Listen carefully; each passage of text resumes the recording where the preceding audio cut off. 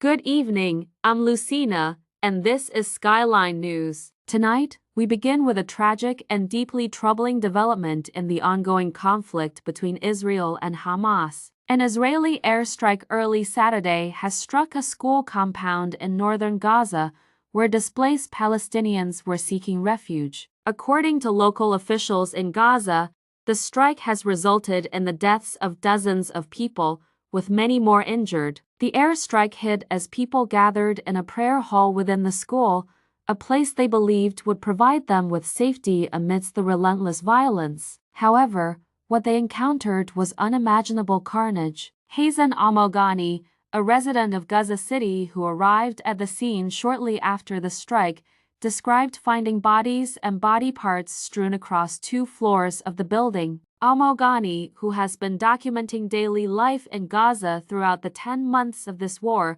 said this was the worst devastation he had witnessed. The Israeli military has defended the strike, claiming that the facility was being used by Hamas and another armed Palestinian group for military operations. This assertion, however, poses a grave dilemma for the civilians of Gaza. For those seeking safety, the shelters they flee to in desperation are now targets themselves. The decision to stay in these shelters or to flee elsewhere is becoming a life or death choice for many. Meanwhile, on the diplomatic front, tensions between the United States and Israel have surfaced. The White House has sharply criticized a far-right Israeli cabinet minister, Finance Minister Bezalel Smotrich, for his opposition to a U.S.-brokered ceasefire proposal. In an unusually direct rebuke, the White House labeled his charges as ridiculous and accused him of being willing to sacrifice the lives of Israeli hostages to block the ceasefire.